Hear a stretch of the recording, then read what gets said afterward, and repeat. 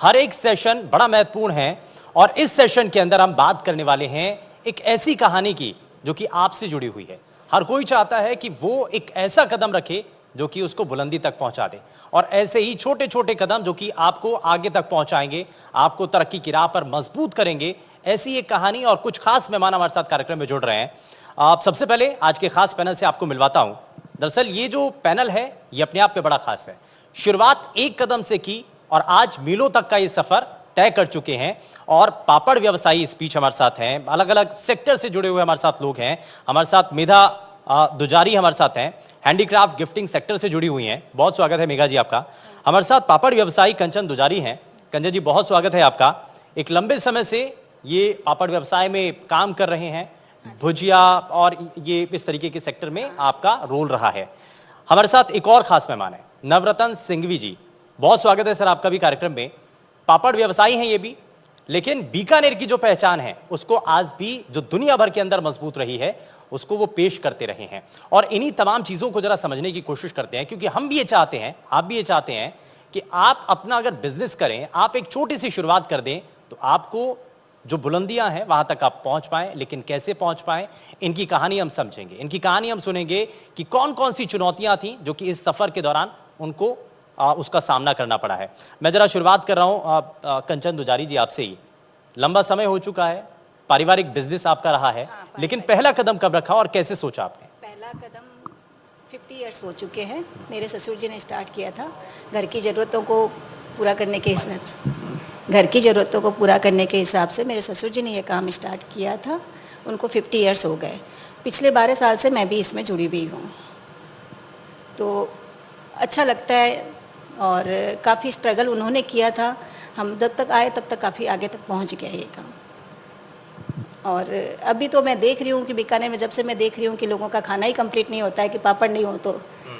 और स्टार्टिंग में ये डाइजेशन के हिसाब से भी शुरू हुआ था, क्योंकि इसमें जो चीज़ें यूज होती है जैसे कि हींग है, काली मिर्ची है, साजी है, ये भोजन पचाने में भी काफ़ी सहायक है। और उसके बाद से ये घर घर कुटीर उद्योग के हिसाब से चालू होने लग गया।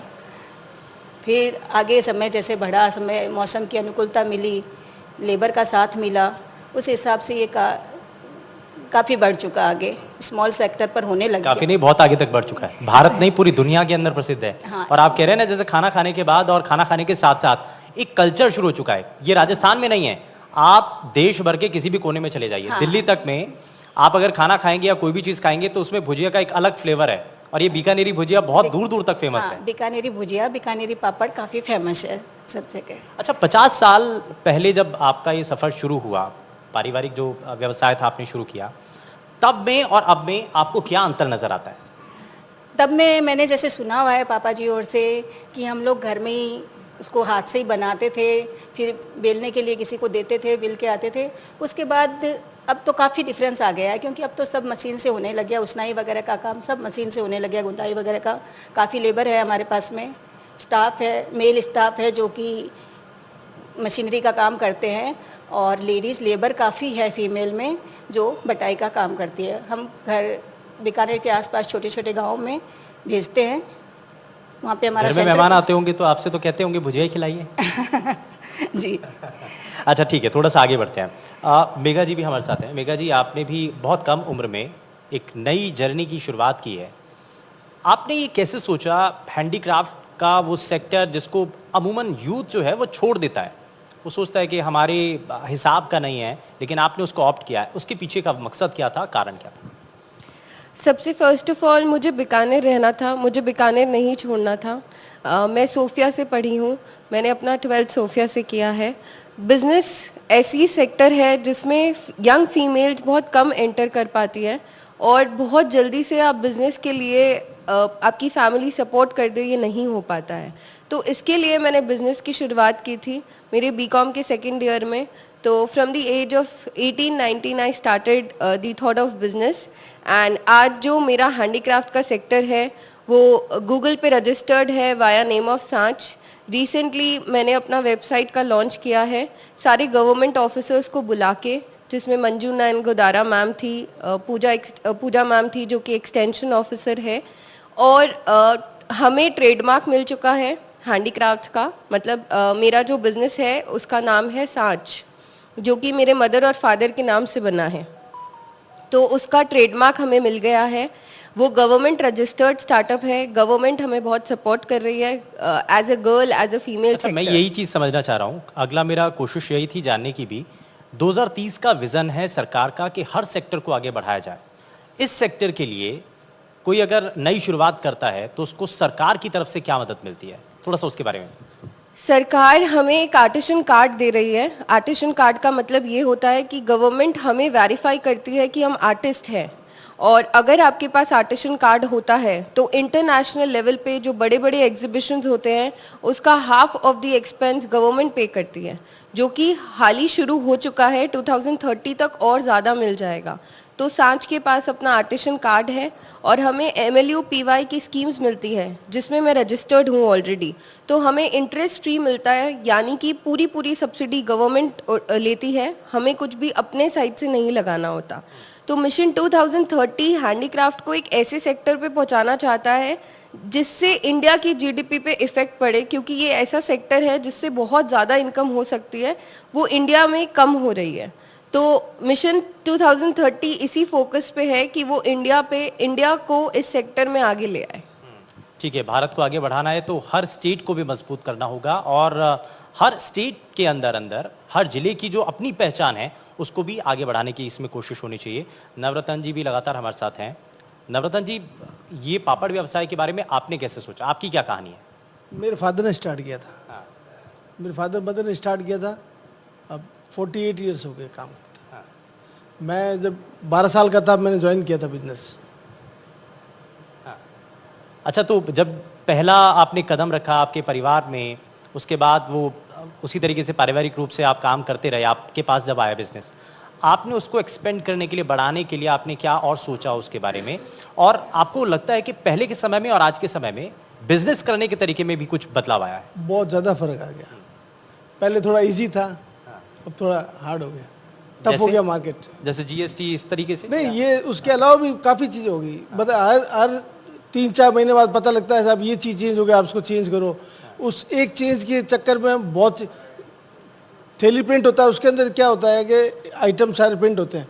अब उसका क्या है, ये गवर्नमेंट चेंज कर दी थी। मैंने अभी सर्वे करवाया था, तो अभी एक नया डाले, पर ग्राम आप रेट लिखो इसमें। मैंने कहीं से पूछा आपने कभी इसको नोटिस किया, पर ग्राम आप क्या कर रहे हो? हमको मैथ्स के टीचर थोड़ी जो उनको पढ़ाएंगे कि इसका पूरा पैकेट का रेट ये पर ग्राम ये।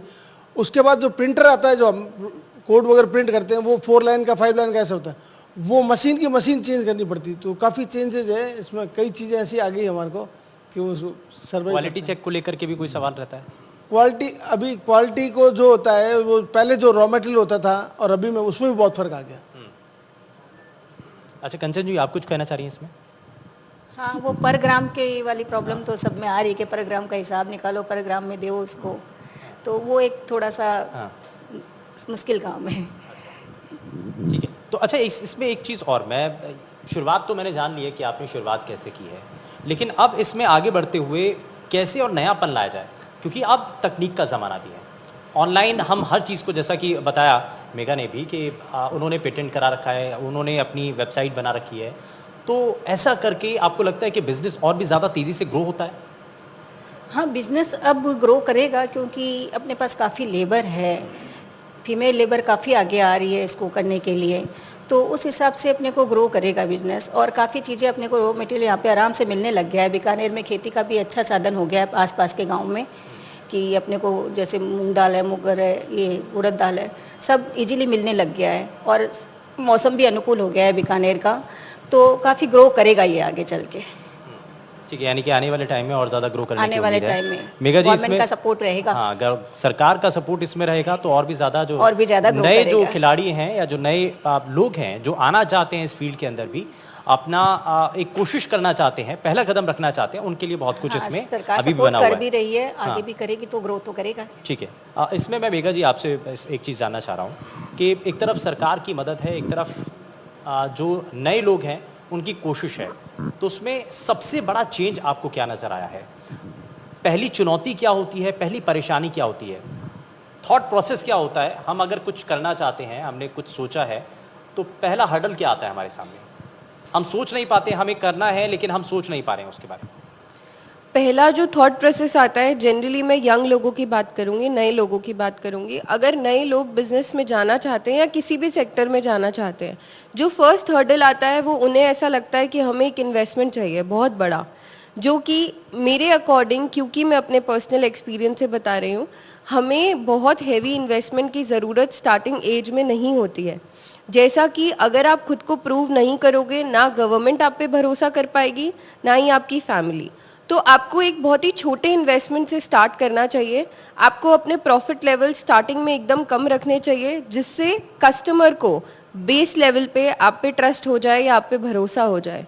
उसके बाद आप अपने प्रॉफिट सम को इन्वेस्टमेंट के रूप में अपने बिजनेस में डालिए और आगे की तरफ अपने बिजनेस को लेकर जाइए। तो सबसे बड़ा थॉट प्रोसेस जो होता है कि हमें एक इन्वेस्टमेंट फैक्टर चाहिए बहुत बड़ा, जो कि मैं मानती हूँ कि इतना ज़रूरी नहीं है। अगर हम छोटे लेवल से स्टार्ट करेंगे एंड देन छोटे छोटे स्टेप लेकर बड़े स्टेप को देखने की कोशिश करेंगे तो हम ज़रूर पूरा कर पाएंगे उससे। अच्छा, यानी कि आप कह रहे हैं कि शुरुआत पहले एक छोटे कदम से ही होती है, हाँ। तभी मीलों का सफर तय होता है। यस यस तो यस, आपने जब ये शुरुआत की, और मैं बहुत सारे लोग अभी हमारे साथ यहाँ पर ऑडियंस में भी बैठे हुए हैं और बहुत सारे लोग हमें इस वक्त देख भी रहे हैं लाइव, आप उनके लिए क्या कहना चाहते हैं? क्योंकि अगर कोई आना चाहता है, कुछ नया स्टार्टअप करना चाहता है, तो जो आप कह रहे हैं कि पहला कदम रखने की ज़रूरत है, तो वो सबसे पहले बड़ा ज़रूरी है।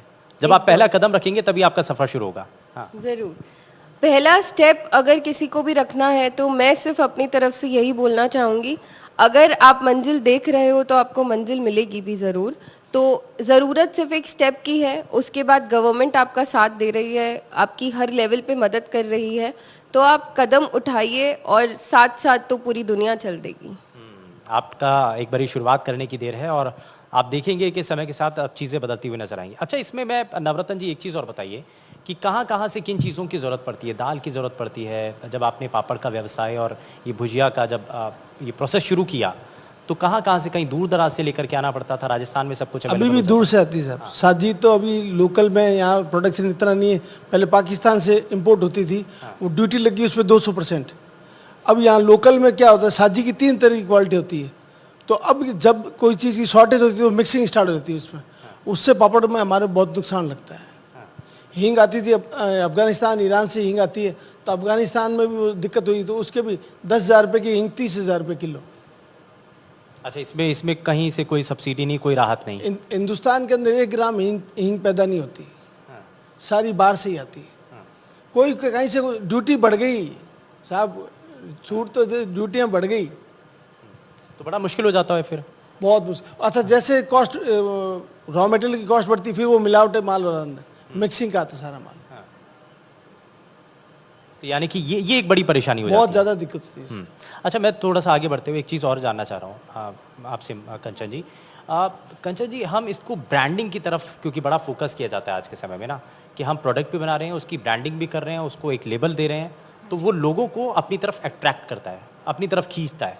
आपको लगता है कि इस तरफ भी थोड़ा कोशिश होनी चाहिए? हाँ, जैसे हमारे यहाँ पे ब्रांड रखा गया है, गोल्डन ब्रांड है, लक्ष्मी ब्रांड है और महेश्वरी पापड़ के नाम से है, तो ब्रांड के नाम से ही ज़्यादा सेल होती है। और बाहर जाते हैं पापड़ मोस्टली हमारे, जैसे उड़ीसा है, दिल्ली है, उड़ीसा है, एमपी है। तो जब अलग अलग स्टेट में जाते हैं तो वहाँ से क्या रिस्पॉन्स मिलता है? वहाँ से अच्छा रिस्पॉन्स है, गोल्डन ब्रांड के नाम से हमारा अच्छा चल रहा है वहाँ पे। मतलब कितना आपको, अगर कोई सोचे अगर इस फील्ड में आना या कोई भी नई शुरुआत करना चाहता है, तो कितना, क्योंकि हर कोई सोचता है ना पहले मुनाफा कितना होगा? हाँ, मुनाफा है, अच्छा मुनाफा है। जैसे हमारी एवरेज पापड़ बनते हैं हमारे 600 केजी पर डे के हिसाब से, और साल भर की सेल है 3 करोड़ रुपए। ठीक है। अच्छा, इसमें हम एक चीज़ और जान देते हैं, हम इसमें ना सिर्फ हैंडीक्राफ्ट को लेकर के, ना सिर्फ पापड़ व्यवसाय को लेकर के, बल्कि और जितने भी सेक्टर हैं जहाँ पर भी कोई भी नई शुरुआत करना चाहता है, आप उसके लिए सबसे बड़ी चुनौतियाँ आपको क्या नज़र आती हैं? कोई भी अगर किसी भी सेक्टर की बात की जाए। सबसे बड़ी चुनौती सेल्फ कॉन्फिडेंस लगती है मेरे को, जो कि लोग प्रैक्टिस करना भूल गए हैं। तो अगर आप में कॉन्फिडेंस लेवल इंक्रीज हो गया है तो आप किसी भी सेक्टर पे वर्क कर सकते हैं। और इवन आज के टाइम पे एजुकेशन सेक्टर पे भी गवर्नमेंट बहुत हेल्प कर रही है। जो 12th के स्टूडेंट्स हैं उन्हें अगर कोई ऐसा आइडिया आया है जो कि स्केलेबल हो और जनरेट किया जा सके तो गवर्नमेंट उसमें भी आपको सपोर्ट कर रही है। अच्छा, इसमें सपोर्ट कैसा मिलता है, सहयोग इसमें क्या क्या मिलता है आपको, सरकार की तरफ से क्या मदद मिलती है? जैसे कि अभी हम लोग का एक रीसेंट प्रोग्राम हुआ था, टिल 12th तक के सारे स्टूडेंट्स 11th एंड 12th में अगर किसी भी स्टूडेंट के पास ऐसा आइडिया था जो कि स्केलेबल है, जो आपको प्रॉफिट दे सकता है, जो पूरे सोसाइटी के लिए हेल्पफुल है, उन्हें 50,000 1 लाख का चेक्स मिले थे टू जनरेट द आइडिया। बस उन्हें अपने आइडिया को प्रूव करना था और उनके आइडिया को उनको वर्क करके दिखाना था। अच्छा, आप हैंडीक्राफ्ट के काम में आप कहीं से मैन्युफैक्चर कराती हैं फिर आप करवाते हैं, या क्या आप खुद ही करते हैं? मैं खुद मैन्युफैक्चर भी कर रही हूँ और होलसेलिंग भी कर रही हूँ, क्योंकि मैन्युफैक्चर मैं करती हूँ दिवाली आइटम्स का, राखी का, हैंडीक्राफ्ट जो हम होम डेकोर यूज़ करते हैं राजस्थान का उनका, और होलसेलिंग सारी होती है लड्डू गोपाल की ड्रेसेस, जिसमें मैं सारी विलेजेस की जो लेडीज़ हैं उनको अपना डिज़ाइन देती हूँ, वो बना कर देते हैं मुझे, और एसेसरीज़ जो है वो भी सारी होलसेलिंग हो रही है। अच्छा, ये दो तरीके का फॉर्मेट हो गया ना आजकल शॉपिंग का, ऑनलाइन और ऑफलाइन। आजकल घर बैठे हर कोई चाहता है कि मैं जल्दी से फ़ोन पर ही कुछ शॉपिंग करनी है तो वहीं से ही कर लेते हैं, तो ये बड़ा सेक्टर बन रहा है, इसकी तरफ ज़्यादा फोकस करना चाहिए। एकदम, इसीलिए मैंने अपना वेबसाइट लॉन्च का स्टेप लिया था, क्योंकि अगर आपका एक ब्रांड मार्केट में आ जाता है तो लोगों पर, जो लोगों का भरोसा है वो आपके ऊपर ज़्यादा होने लगता है। और आजकल everybody is so busy in their lives कि उन्हें सब कुछ एक क्लिक पे चाहिए।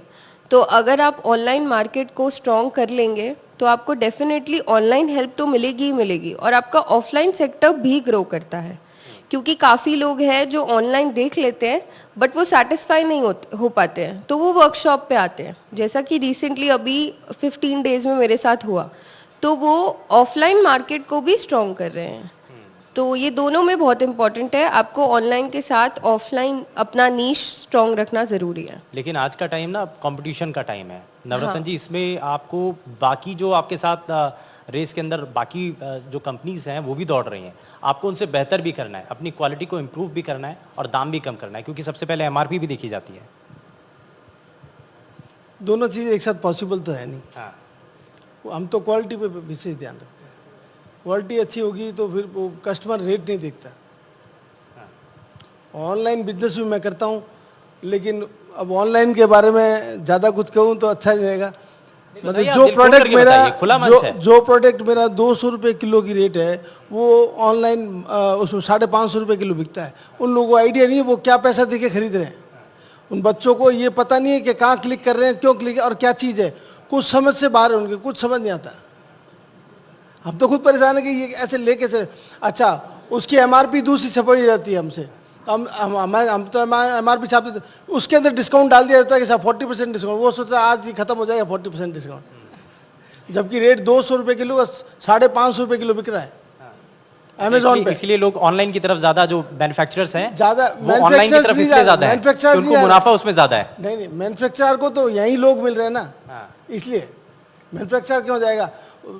जो लोग हैं वो परचेज कर रहे हैं ना, बच्चे सब क्लिक कर रहे हैं ना बैठ के। नहीं, शॉपिंग करने वालों के लिए तो नुकसान है, लेकिन जो मैन्युफैक्चरर्स हैं हम तो रोज देखते हैं, तो उसमें ऑनलाइन फायदा हो रहा है। नहीं, हमारे व्यू से जब रोज देखते हैं, अरे ये ऐसे कैसे कर रहे हैं परचेज, तो इसलिए इसमें आपको लगता है कि थोड़ा सा ये ठीक नहीं है, ऑफलाइन थोड़ा ज्यादा बेहतर रहता वो है। समझते ही नहीं, उस चीज को समझ ही नहीं पाते। आप खरीदार के नजरिए से बता रहे हैं, आप दुकानदार की तरीके से नहीं बता रहे हैं। वही बता रहा हूँ कि आज किसी का भी नुकसान लगता है तो वो गलती है। सही बात। हमारा ये मानना है कि चीज सही रेट पे मिल जानी चाहिए कस्टमर को। चलिए, अच्छा ये भी बड़े अच्छे, बड़ा पारदर्शी तरीके से है, ठीक है, दोनों का वो उसमें होना चाहिए, इसमें खरीदार का नुकसान भी नहीं होना चाहिए, ये भी एक सोच है। और तभी इसमें, क्योंकि हम जब बात करते हैं ना कि जब हम खरीदारी कर रहे हैं तो कोई भी चीज खरीद रहे हैं तो उसका क्वालिटी बिल्कुल ठीक होनी चाहिए, बेशक दाम ठीक है एमआरपी में 1-2 रुपए ज्यादा हो चलेगा, लेकिन अच्छा होना चाहिए। सर, मेरी मदर कहती थी कि पापड़ जो होता है ना सर, उसमें क्या होता है, टुकड़ा कुछ टूटे हुए हो जाते हैं, तो उन्होंने कहा कि एक पापड़ भी अगर इसमें टूटा हुआ चला गया ना, तो उस व्यक्ति की तुम 2 रुपए से या 3 रुपए से जेब काटोगे पीछे से। इतना ध्यान रखना पड़ता है। यही देखिए, ये सीख होती है और यही बिजनेस का तरीका भी होता है। और क्या कारण होता है ना कि कोई अगर बिजनेस कर रहा है और खरीदार है, अगर एक बारी भरोसा हो गया तो उसके बाद वो शॉपिंग होती चली जाती है, वो खरीदार उसके साथ जुड़ता चला जाता है। मैं थोड़ा जल्दी से एक एक करके मैं जरा रिएक्शन ले लेता हूँ। मैं जरा, हमारे साथ ऑडियंस भी है, बड़ी प्यारी ऑडियंस है। मैं चाहता हूँ कि एक एक करके किसी के मन में सवाल हो या कुछ बताना चाहते हो, बिजनेस ग्रो करने के लिए छोटे छोटे जो उद्योग हैं कैसे आगे बढ़े, आपके मन में इच्छा है कि आप भी बिजनेस करना चाहते हैं, तो हमारे साथ देखिए ये आपके सामने सभी ऐसे खास लोग हैं जो कि जीरो से शुरू करके आज टॉप तक पहुंच चुके हैं। तो अगर किसी के मन में कुछ सवाल है, कुछ बताना चाहते हैं, अगर आपके मन में सवाल है, आप कुछ पूछना चाहते हैं, बताना चाहते हैं? हाँ,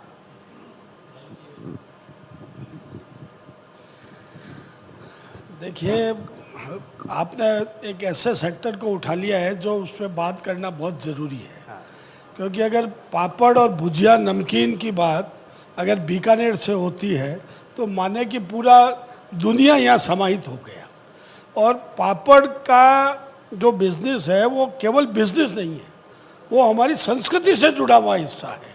तो जैसे अभी मैडम ने बताया कि वो हमारी कल्चर की बात है, हमारी जो रसोई है वो आयुर्वेद की रसोई है और पापड़ हमारे आयुर्वेद का हिस्सा है। तो इसलिए नवरत्न जी ने कहा कि हमको क्वालिटी देनी पड़ेगी, तो मेरा आपसे यही है कि क्वालिटी दें। और जहाँ तक हैंडीक्राफ्ट की बात है तो हैंडीक्राफ्ट के बारे में मेरा एक सवाल है इनसे कि हैंडीक्राफ्ट को लेकर के अलग अलग भ्रांतियाँ हैं।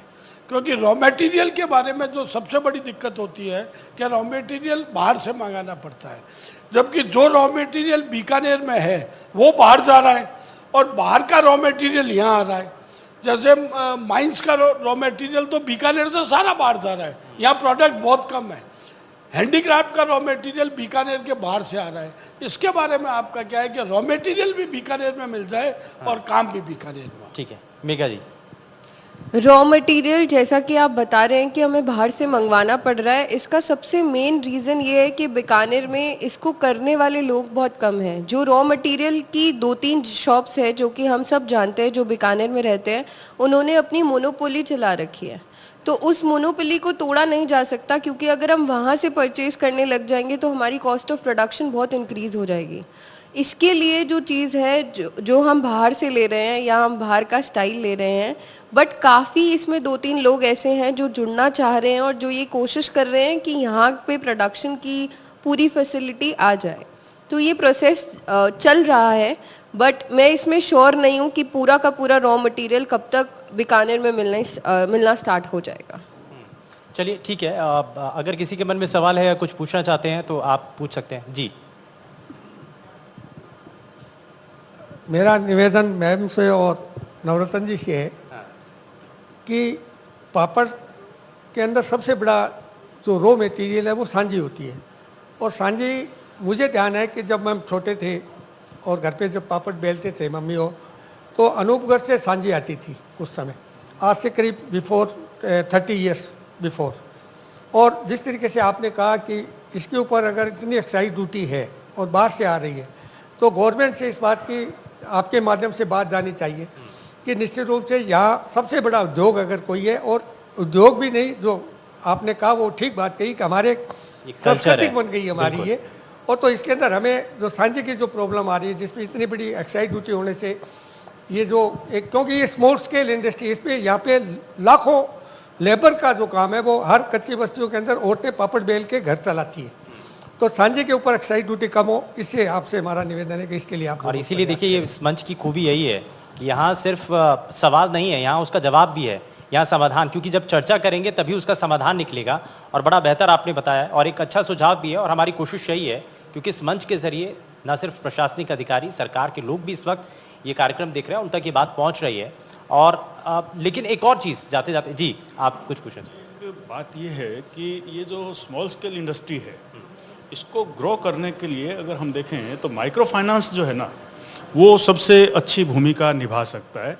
आंध्रा में, गुजरात में, तमिलनाडु में, वहाँ पे माइक्रो फाइनेंस ने बहुत अच्छा काम किया। बंगाल से शुरू हुआ था, ईस्ट बंगाल से।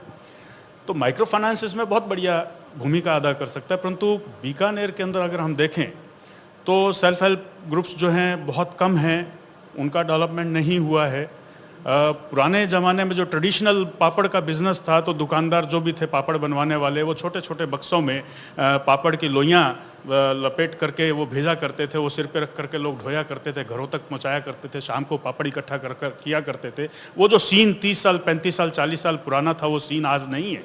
परंतु सेल्फ हेल्प ग्रुप्स जो हैं वो आज भी अपनी महती भूमिका जो है जो कॉटेज इंडस्ट्री है उसको डेवलप करने के लिए और इसमें काम कर सकते हैं, और इसमें बहुत बड़ा एम्प्लॉयमेंट जो है वो एक क्रिएट हो सकता है, और ख़ास करके महिलाओं का जो एम्प्लॉयमेंट है वो इसमें बहुत अच्छा बढ़ सकता है। तो इस दिशा में भी जो ये न्यू एंटरप्रेन्योर्स हैं इनको उस पर ध्यान देना चाहिए, और इस तरीके का जो SHGs हैं वो बनवाने चाहिए, सेल्फ हेल्प ग्रुप्स बनवाएं छोटे छोटे महिलाओं के। तो जैसे आपका उद्योग है, आपके उद्योग हैं, उसमें बड़ी मदद मिल सकती है। तो ये भी एक, और इसमें गवर्नमेंट को भी थोड़ा इनोवेशन लेकर के उस एरियाज़ के अंदर सेल्फ हेल्प ग्रुप्स को प्रमोट करना चाहिए। और इसलिए कहते हैं कि नौकरी करने वाला नहीं, नौकरी देने वाला बनना चाहिए। तो ये इसी के साथ जी। अच्छा, मैं एक एक करके अब मैं जरा फाइनल रिएक्शन ले लेता हूँ। अब मैम ये बताइए कि 2030 के विजन को लेकर के आपने क्या सोचा है? इसमें बीकानेर की संस्कृति है, सभ्यता है, विचार भी है, तकनीक भी है, इन सबको समावेश करना है, इन सबको जोड़ करके आगे चलना है। मेरे हिसाब से 2030 तक ये पापड़ उद्योग काफ़ी आगे तक जाएगा, क्योंकि काफ़ी लेबर इसमें जुड़ रही है और सरकार का भी पूरा सहयोग मिलेगा। मौसम की अनुकूलता भी है बीकानेर में अब, तो मेरे हिसाब से ये काफ़ी आगे तक जाने वाला है। नवरत्न जी, इसमें कुछ चुनौती हैं जो आपने परेशानियां बताई हैं वो। सर मैं एक दूसरी बात रखना चाहता हूँ। हमारा बड़ी का भी काम है, एक ऐसा अति लघु उद्योग है जो आज भी 1 लाख रुपए से बिजनेस स्टार्ट कर सकता है कोई भी।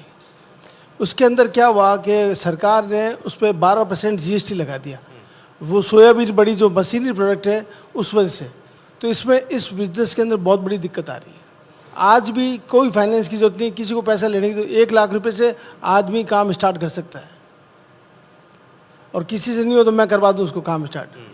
चलिए, तो ये इसके लिए संपर्क कराएंगे आपको। लेकिन ये भी आप देखिए कि 1 लाख 12% GST बहुत ज़्यादा मुश्किल काम होता है उस आदमी के लिए काम करने जीएसटी को के लिए। लेकर के एक सवाल है। हाँ, लेकिन GST अगर को आपके मन में इच्छा शक्ति है तो आप ये सोच रहे हैं ना कि आपको इतना फाइनेंस करने की जरूरत है, इतने पैसे की जरूरत है, तो आपके पास सिर्फ इच्छा शक्ति होनी चाहिए, आप कोई भी बड़ा काम कर सकते हैं। खैर, बहुत शुक्रिया सभी खास मेहमान हमारे साथ कार्यक्रम में जुड़े। इस सेशन में फिलहाल के लिए बस इतना ही, लेकिन हम आपको बताएं कि आगे एक और बड़ा सेशन है जिसमें हम शिक्षा के क्षेत्र को लेकर के बात करेंगे, जानेंगे कि कैसे प्रदेश के अंदर शिक्षा के क्षेत्र में बड़ा परिवर्तन आया है और आने वाले समय में एजुकेशन सेक्टर के अंदर क्या बड़ा बदलाव आप देखेंगे, क्योंकि हर किसी के घर में बच्चे हैं, बच्चे स्कूल में जाते हैं, पढ़ते भी हैं, और इसके लिए चिंता आप सभी को भी होगी। इसी को जरा जानेंगे। रुक रहे हैं यहाँ एक छोटे से ब्रेक के लिए।